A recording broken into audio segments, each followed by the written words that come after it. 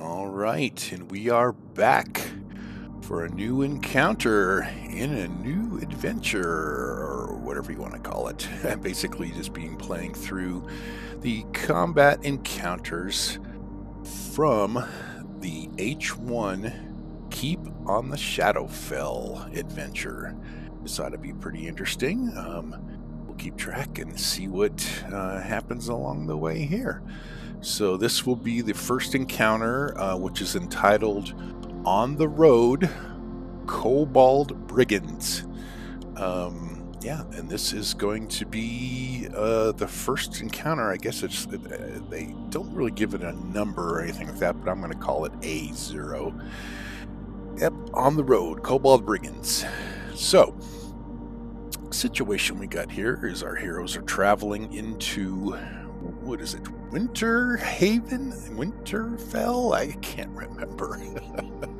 Basically, they're traveling into one of the cities in the Nenturi Vale, and they are going to be possibly ambushed on the road.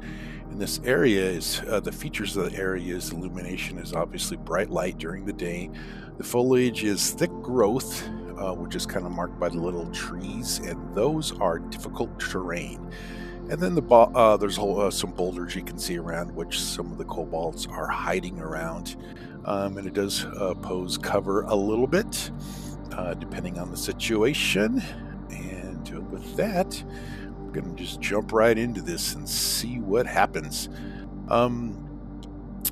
The kobolds are hiding, so we are going to do their stealth checks opposed by our group's passive perception. Since they're just kind of wandering along the road, I'm sure they're, not thinking that there's going to be too much things going on around here, but you never know. So let's start off. I'm just going to make one roll for each group of monsters, and then we'll just do an average that way. So start off with the Kobold minions with a +5 on their stealth check. Ooh, right off that 20. 11. Not being too stealthy. Next one is the Kobold Slinger. He's got a +10. There's only one of those guys, but still. Ooh, 27. That's a good bump. Kobold Dragon Shields with a +9. All right, not too well. Maybe he's a little bit clanky around everywhere, and he's making a little bit of noise trying to hide. Let's find out. Averages, we got a 11, 27, and a 12. So that is going to be, on an average, about a 16. 16 stealth that they are doing here at the moment. With that, it looks like the people that will be surprised in this surprised round is Harbrek, Mira, and Perrin, but Skylar and Andor will not be surprised in this round. So let's roll up some initiative, and then instead of going through the initiative, we'll just go through a quick surprise round with, I would even say, those 11s. I think the Slinger is the only one who should really get a surprise in there, but since I did an average for him, we're just kind of just seeing if the whole group goes or not. Let me think here, because they got a 12 and an 11. So Mira would know the 12. She would be aware of the dragon shields down there to the southeast.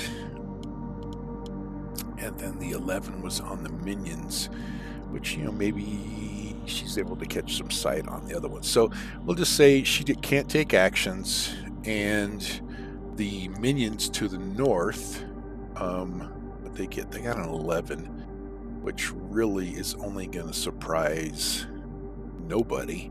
So we'll say they don't get to take actions. 1, 2, 3, and 4 minions don't get to take actions. It'll be the Slinger, and then the Dragon Shields with their 12. Except for that's a 12. On average 16. And they're below the 16. So I'm just going to say the Slinger gets to react, seeing us coming up there. and then Andor and Skylar get to react to the slinger, possibly, if he wants to do something. Let's find out. All right, let's roll some initiative. Sounds like a good plan to me. Ooh, look at that. Andor gets to go first. He's at the top of the order. Man, they did not roll very well on their initiative. All these kobolds that were supposed to be waiting in ambush, you know, maybe they just weren't ready. Maybe we're just not ready in this situation, and our party wasn't being too loud. So, Andor gets to go first. He is going to be able to notice that things are going on. I think, gosh, he'll probably have to get up there in towards those kobold minions. What does he want to do? I'm sure that the party is going to be like, hey, there's to the south. They got us crossed up on the road. You know what I think I'll do? I think I'm going to have Andor just do a move action with his and go 1, 2, 3, 4, 5 and get into melee with that dragon shield right there, because he'll be able to get to go first with his action.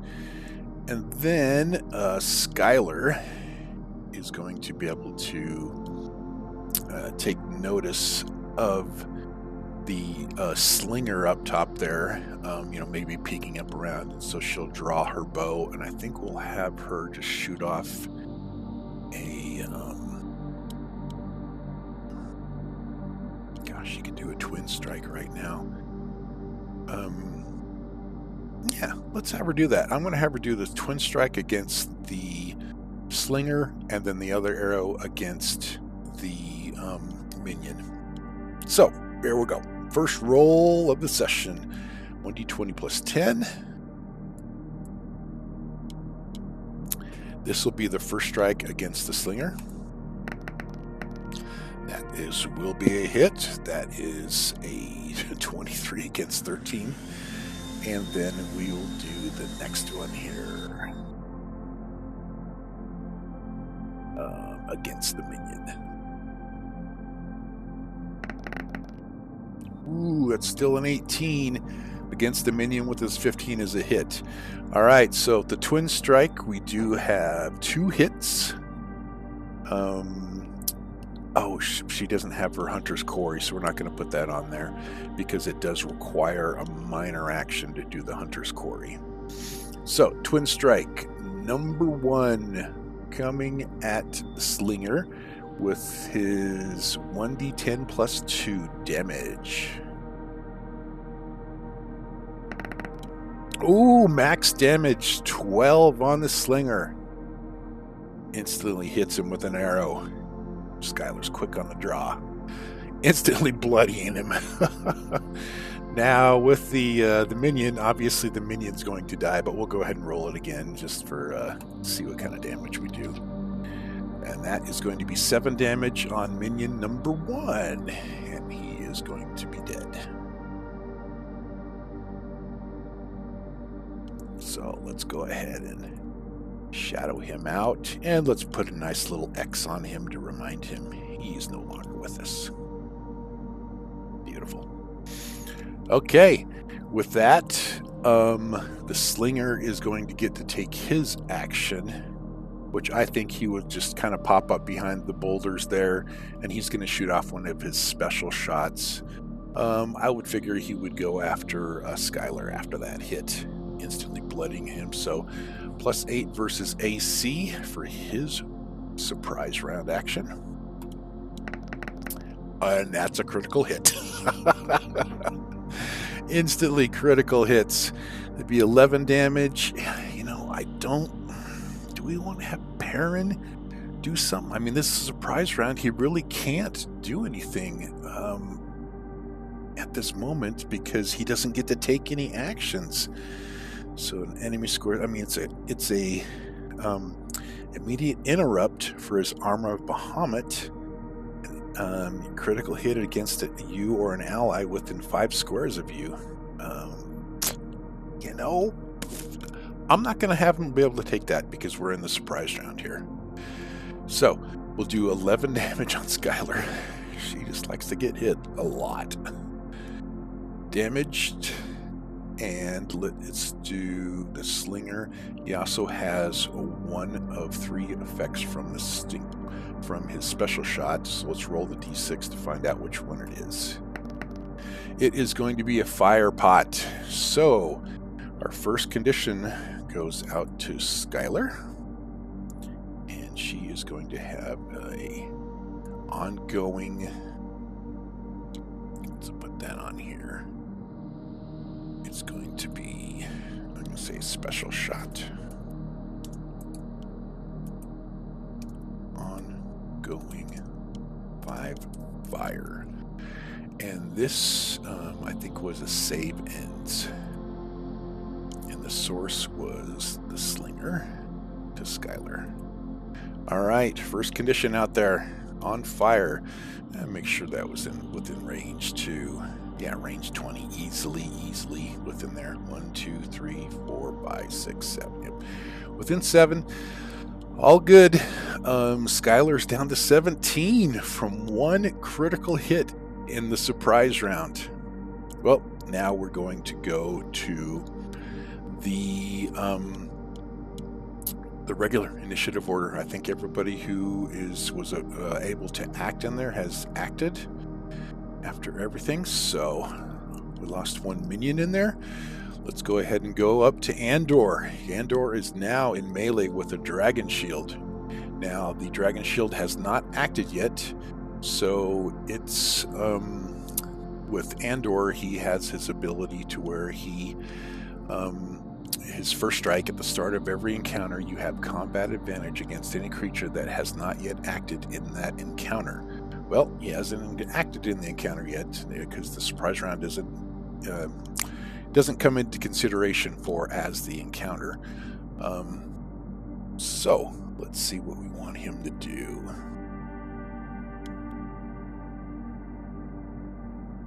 You know, because we could position strike, you know, because I'm sure him and Harbrick are going to try to get some combat advantage against these things, or they may try to get it against him. I think we go ahead and just do a sly flourish at this point with his combat advantage, hope for a critical, and he's got a sneak attack of 2d8, so let's find out. Let's see what happens. Let's do a sly flourish attack, plus 10. He has combat advantage against him, so with combat advantage, that's going to give him plus 2. So that's going to be 12. Ooh, nice hit. Okay, so just a standard hit, not critical. 1d4 plus 5 plus 2d8. On to Dragon Shield number 1. Oh, not too bad. 18 damage. Dragon Shield number 1. Taking 18 damage. He's instantly bloodied. Boom. 1 big hit. Alright, with that, Andor does have a move action. Let's have him. Let's see here. What can he do with his move? I mean, he can tumble, but that's his encounter. I don't think he wants to do that quite yet. He could try to provoke an opportunity attack.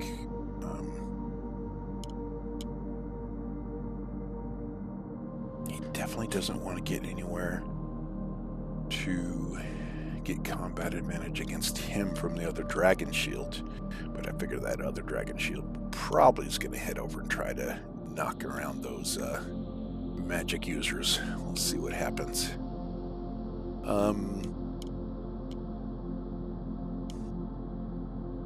Yeah, I don't know. I think at this point I'm just going to leave Andor where he's at. I don't think I want him to move anywhere. It would be nice to get around. You know, maybe I just have him shift 1 square down to here. Yeah, because then he could have another shift to get down for combat advantage to get Harbrick down there or something. I mean, he could go 1, 2. But then he's going to be able to get combat advantage against him from the Dragon Shield number 2, who's going to be there pretty soon. But Harbrek could be over there.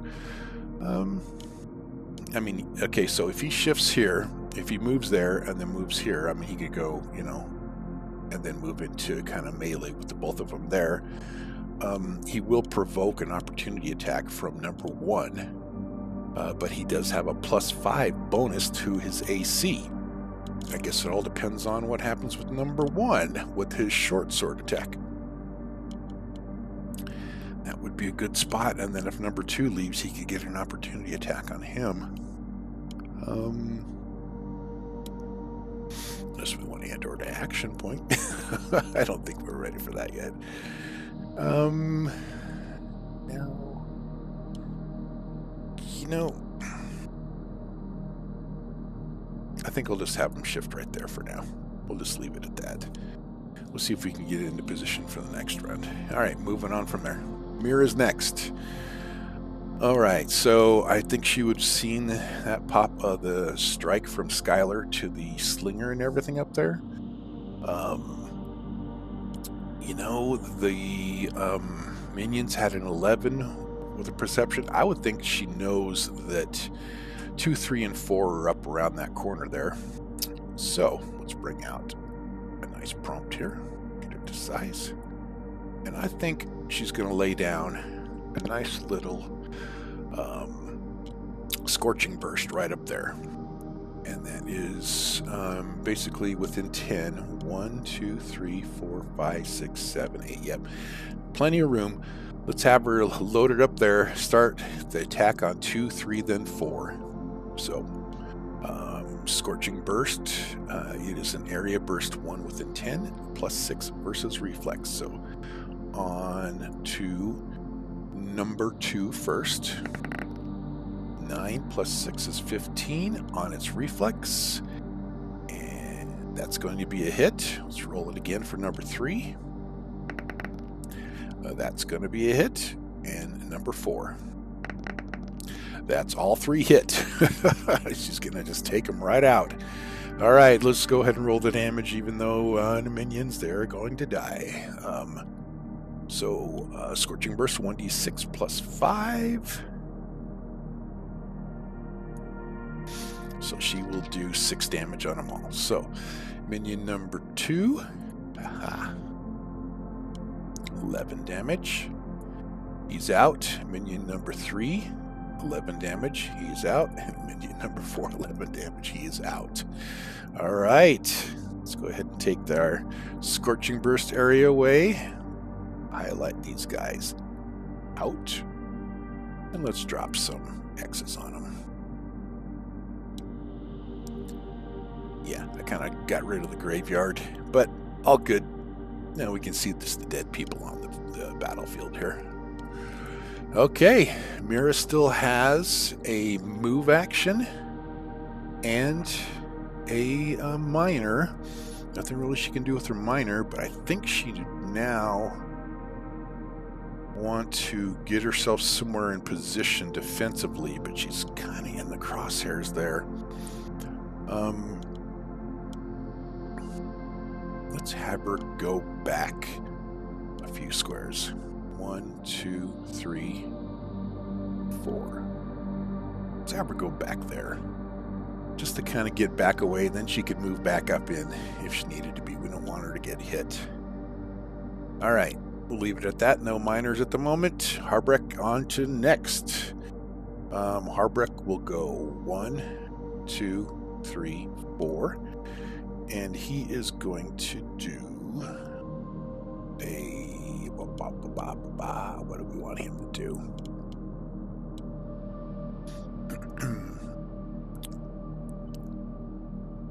Ooh, Reaping Strike sounds good.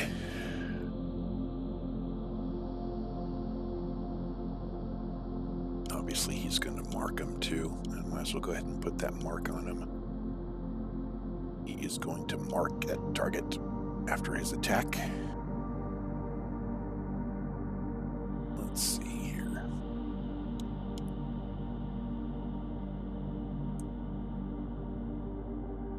He can't think they would notice that minion off to the other side. So he is going to, might as well just go ahead and do a reaping strike. No really reason to do anything else. +9 versus AC. He does not have combat advantage or anything like that. That is a 1. That is always a miss. He does not have anything else he can do about that. But he can mark that target no matter if it's a miss or a hit. Ah, that was horrible. He could have done some good damage and taken him out, but move. Doesn't really need to use his second wind for a minor. On from there. Perrin is next. I think Perrin would probably reach his hand out. Let's go ahead and give Skylar a healing surge, because she is not quite bloodied, but close. I mean, 3 more hit points and she's bloodied. So I think after that hit, and she's taking on going 5, he's going to use one of his healing words on her. We'll use that. So close burst 5, you or an ally in the burst can use a spending healing surge, which her surge is 7, and then it will be an extra 3 on extra 4. Healer's Lore gives +1, and then also his Holy Healer's Weapon gives a Healer's Lore gives +3, and the Holy Healer's Weapon gives +1. So let's go ahead and roll the 1d6 plus 11.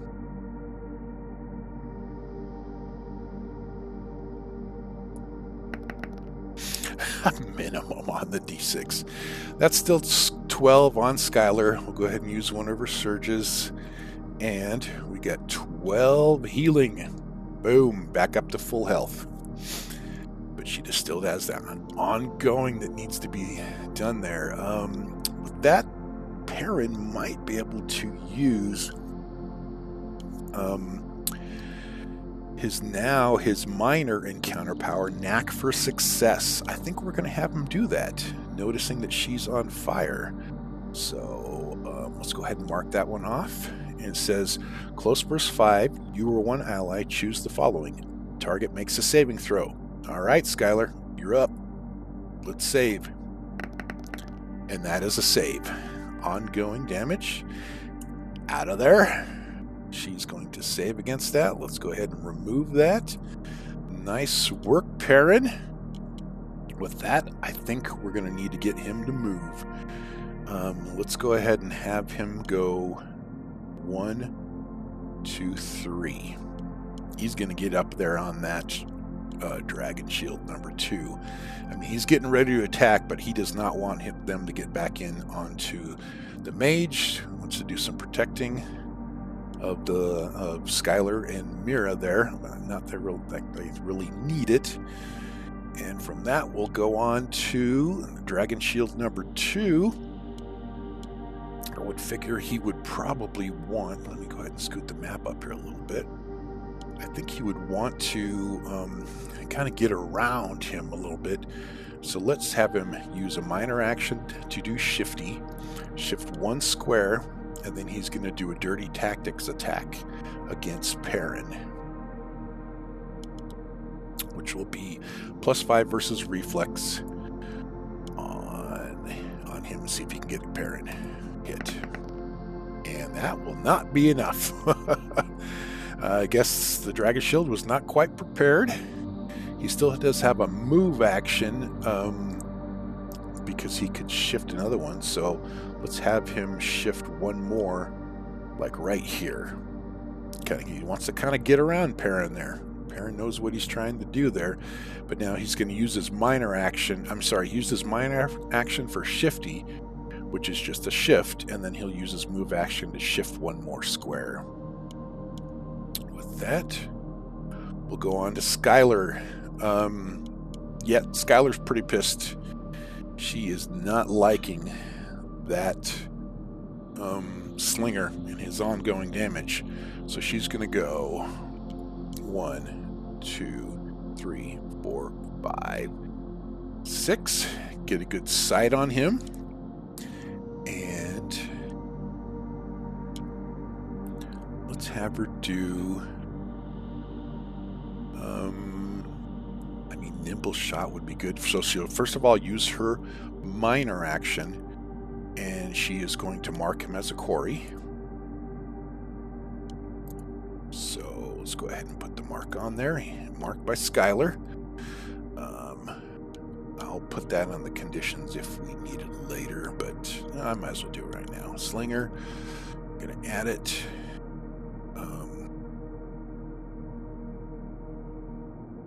Skylar Quarry.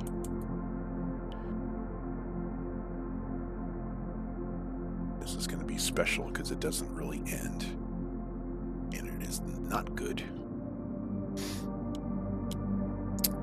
And let's see what then we want her to do here. I mean, she could do her fading shot. She would get the +1 to attack.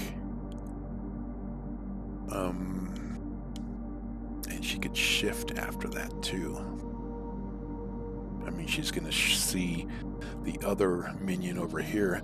You know, maybe she does another twin strike to do some more damage on there between the two.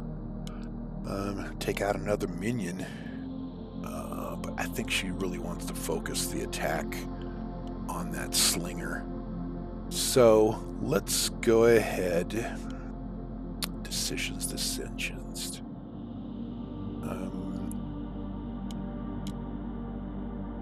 Now let's just go ahead and do her nimble strike against the slinger. Try to pull out as much damage that way onto him. So +10 versus AC. No really additional bonuses for attack because she the movement for her running attack did not give her the standard action didn't give her the +1 is what happens. So the running attack, if you use a standard action that lets you move, so like if it was fading strike or if it was evasion strike or something like that, then she would get the +1. So let's just go ahead and roll the straight nimble strike +10 versus AC onto the slinger, and that should be a hit. 22 on the slinger against 13. He's bloodied. And he's going to do a 1d10 +7 plus 1d6.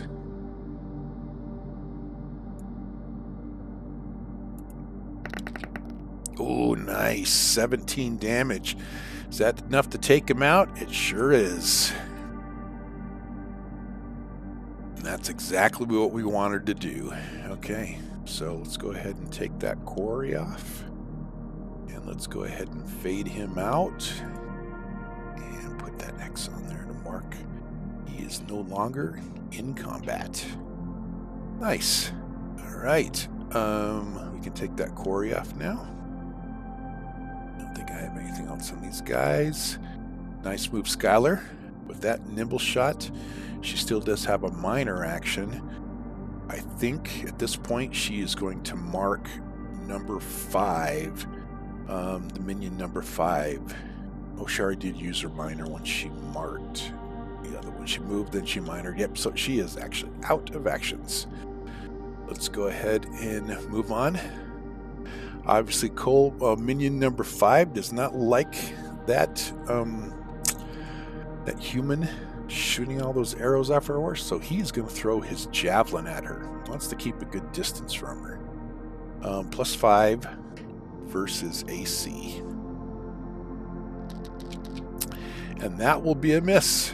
And with that, I think he is going to grab some cover from her. He'll shift down there as his minor action and see if he can maintain some cover. We'll see what happens.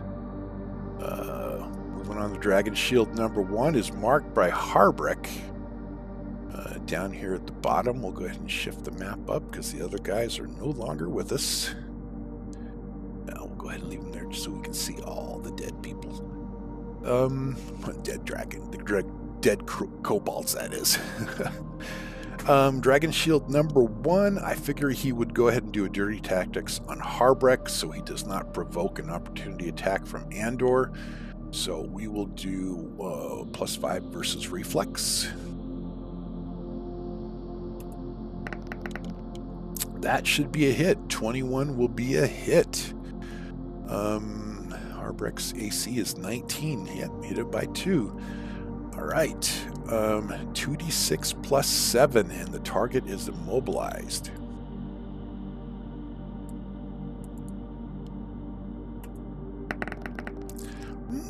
Minimum damage, but still 10 damage on Harbreck there. All right. Give him 10. Harbreck is now down to 27. Let's go ahead and put on Harbreck. It says he's immobilized until the end of the Kobold's next turn. So Harbreck, let's add a condition.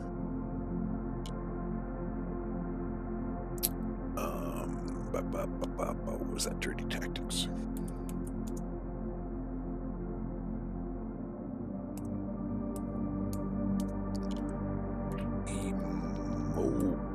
Immobilized into the end of the source's next turn. There we go. All right, let's mark up Harbreck here. All right, he's got his red square marking that he is now has a condition on him. And you know, I think that dragon shield will need to shift one back, so we'll have him shift straight back that way. It's being that Harbreck is mobilized, and then we'll have him end his turn. Nothing really else he can do. Moving on. Andor's next. Okay, Mr. Andor, let's go ahead and have him tumble. He is going to use tumble. It is a move action required, and he can shift up to his speed.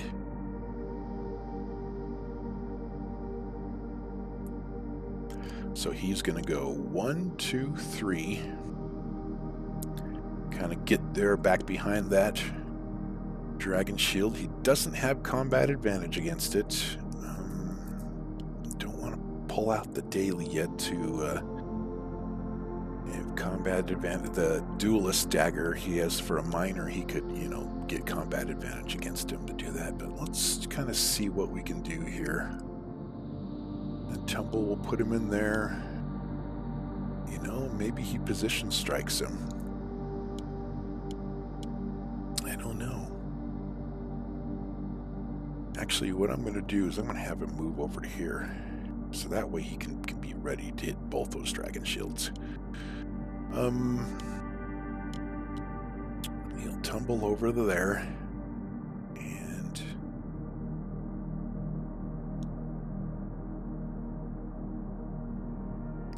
we don't want him to death strike.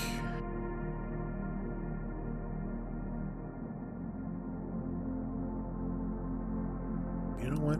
Let's go ahead and position strike. I'm going to try something. Pull out another encounter power. Plus 10 versus will. He doesn't have combat advantage. 13 against will. That's still enough. Just barely. I can't believe that. It rolled a 3. It's hardly for him to miss. Okay, so position strike 1d6 plus 5. And you can slide the target 3 squares. Oh, sorry, that's 1d4 plus 5. So we'll do 7 damage onto Dragon Shield number 1, who's bloodied. Drop him down just a little bit even more. And then we're going to position strike him. Go 1, 2, 3. We're going to stick him. Well, maybe we'll stick him right there. 1, 2. We don't have to slide him 3 squares, but we'll slide him 2. Get him back up there by Harbreck. And also within nice range for Mira, who's coming up next for another Scorching Burst. Alright, with that, Andor has done his move action. He still has a minor. He's not going to use his repulsion armor. Alright, moving on. Mira's next. All right, seeing that they're dead there, I think we're going to get her to move back up her 6. 1, 2, 3, 4, 5, and 6. Get up here. See a nice little spot for another scorching burst. Let's go ahead and get it to size. Let's drop it like right there.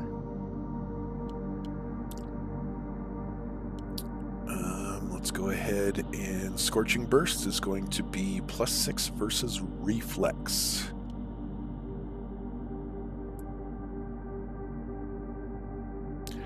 This will be on, number 1. That's a 19. Let's roll it again against the minion. As they're both hits. Obviously the minion's going to die, but let's see what kind of damage she does. If she can take out, I mean, she'll have to do max damage to take out the dragon shield, but you never know. Oh wait, she's hitting 2 people. She gets +2 to the damage. I missed that on the first one. It's all good. There were minions anyway. So 1d6 +5 plus the 2 for destructive wizardry. When you hit 2 or more creatures. All right, here we go. That will be 10 damage. 1 away from taking out the dragon shield. He's hurting though. He's hurting big time. So 10 damage on the dragon shield. Obviously, minion number 5, he'll take the 10 damage too, and that will do him in. He's out of there. We'll take the Scorching Burst away. Put another X out there. X marks the spot of his death. And with that, we still have a minor for Mira, but she really doesn't have any minor things that she can do. She's all major standards. Let's go ahead and move on from there. Harbreck's up next. He's definitely going to Reaping Strike that 1 hit point dragon shield sitting next to him that Andor so nicely positioned up there for him. So does he have any encounters? I mean, his Spinning Strike, he just knock him prone. He's going to go prone here in a second anyway. All right, let's just go ahead and attack with a Reaping Strike. Don't really need to do anything else. I think these kobolds are, now that they're in their grave, are thinking otherwise of trying to attack this bunch of heroes. So Reaping Strike +9 versus AC. Was that enough? 17? That is not enough. Oh, he misses him by 1. Oh, Harbreck also is immobilized, so he can't move until the end of the Dragon Shield's next turn. Yep. So round 2, which is not going to be till a little bit later. Oh, nothing we can do to bolster that. He misses. Perrin doesn't have really anything. I mean, he's got a boulder in between the other side of him there. But nothing for a miss. That's only for the humans. All right, Mr. Harbreck. Didn't quite get it done. That was a standard action. Let's go ahead and leave him there. You know, I think Andrew would be kind of shaking his head like, come on, dwarf. I put him there for you for a reason. Perrin. Let's move on with Perrin. Yeah, we'll leave number 1 will be marked 2 by Harbreck. They don't have, the Dragon Shield doesn't have the shifting thing, does it? Enemy adjacent to the Cobalt shifts. An enemy adjacent to the Cobalt shifts, or an enemy moves to an adjacent square to the Cobalt. The Cobalt shifts one. Okay, so I guess he could have shifted one when Andor moved, but you know, he would have done his move to get him back around because he had 6 movement with his tumble. All good, no worries. Perrin's up next. Harbreck's been hit, so I figure let's go ahead and have him do a healing strike. Let's do his healing strike +5. An ally within 5 squares, you can spend a healing surge if he hits. So against number 2, +5. That is a critical hit. Yes, that definitely hit. Nice time for a critical hit there, Perrin. So his healing strike is going to do 2d8 plus 2 damage. I mean, that makes up for that 1 that he rolled earlier. So it's 18 damage, 18 radiant damage. So let's put 18 on number 2. That's his first hit. He's instantly bloodied. And with that, with his healing strike, that was an encounter. I better mark that one off. In addition, oh, and the target is marked. Oh, look at that. Let's go ahead and put the mark on there for him. He is marked by Perrin, so I'll put that on his token here. Healing strike marked. Until the end of the source's next turn. Yep, there we go. And with Perrin, then it says marked until the end of your next turn. Yep, source's next turn. In addition, you or one ally within 5 squares, you can spend a healing surge, and they're going to get an extra 3 to that. So, Harbrick has a healing surge of 9 plus 3, which will give him 12 healing, which should almost bring him back up to full. Did I do that on the right person? Yes, I sure did. 37. We'll bring him back up to full. Nice. Okay. Harbrick is still immobilized. Perrin still does have a minor action. And a move.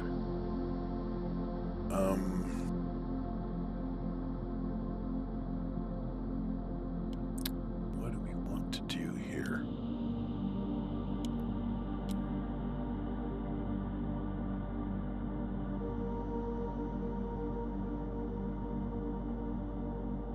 Oh, did I forget to mark that off? I did. Forgot to mark. No, I didn't. I got it. His knack for success. He's not going to bring out the bless right now. You know what? Let's just go ahead and leave it there. I'm not going to move him either. Let's just leave him right there. Because number 2's up next, and obviously an enemy adjacent to him, if he would have shifted, an enemy adjacent to the Kobold shifts, I mean, then he could possibly get over, but he's marked now. He's marked from that healing strike. So he's got to hit back with some dirty tactics against Perrin, plus 5. Let's roll it. Ooh, 19. That should be enough to hit Perrin. Yep, 17. So 2d6 and plus 7, he's going to be immobilized. I forgot about the misses. They miss, it's half damage. Anyway, moving on. 2d6 plus 7.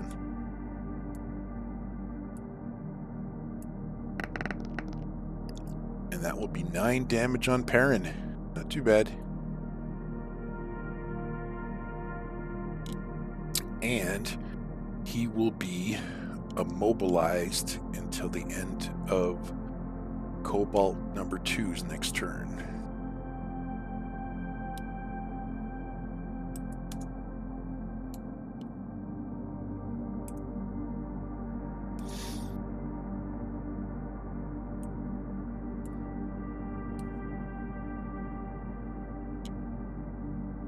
There we go.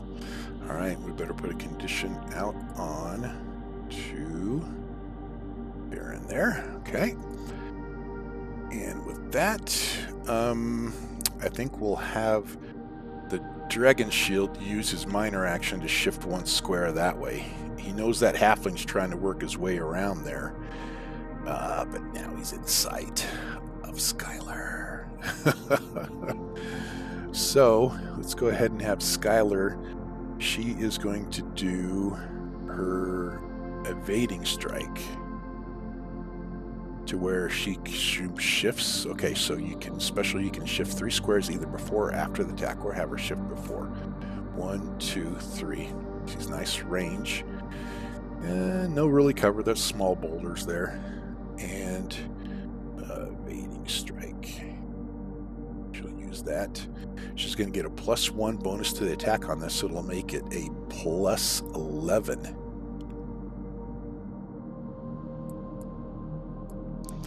Against Dragon Shield number 2. Ooh, rolled right off that 18. Still a 19 versus AC is going to be a hit. Just hit it by 1. That evading strike, 2d10 +7 plus 1d6. Oh, I forgot to make her the quarry too. So let me add another one on here. This is probably going to kill it anyway, but we'll add another one on there just to know it's quarried by Skylar too. So 2d10 +7 plus 1d6 for quarry. 20 damage. Big hit on number 2. That's going to take it down. Number 2 is no longer marked or no longer quarried. And let's go ahead and give him a nice little death X. He's out. All right, only one left, sitting with 1 hit point, sitting there next to Harbrick. I mean, he's going to only be able to hit at Harbrick. He's marked. I mean, he could go towards somebody else, but he's got to move, and then he's going to provoke an opportunity attack. So, Dirty Tactics against Harbrick, +5 versus Reflex. That's going to be a hit. Harbrick to just heal to full. It's going to probably stay immobilized again. 2d6 +7.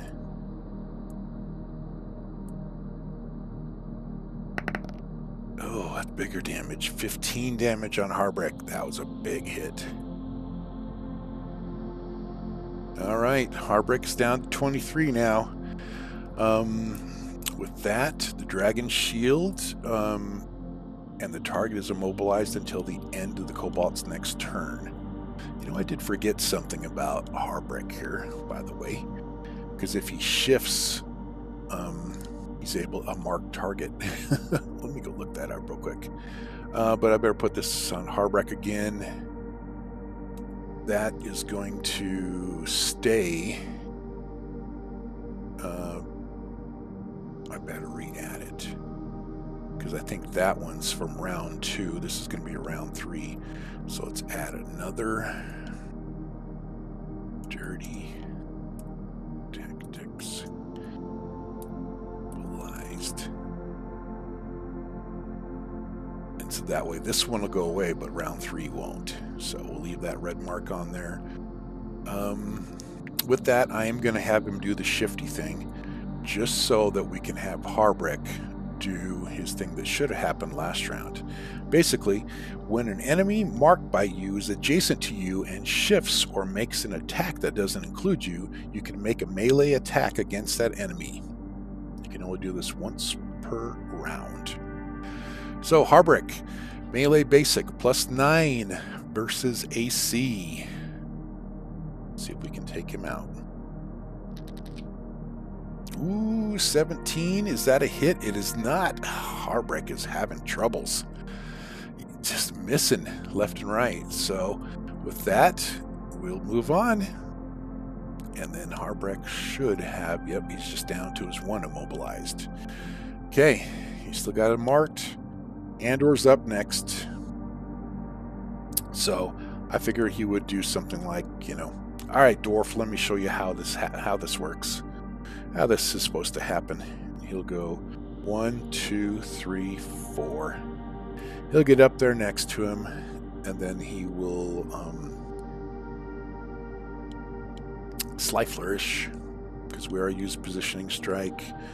Don't need to do anything else. Yep. Oh, I forgot we could have used his Life Drinker daggers. No, his dagger, I should say, when he knocks some minions down. All right, Sly Flourish coming up +10. don't think there is any other additions to the attack on there. Nope. Let's roll it. It's going to be hard to miss. Yep, that is a hit. And we'll roll the damage, but that will do the 1 hit point dragon shield in. So 1d4 plus 8.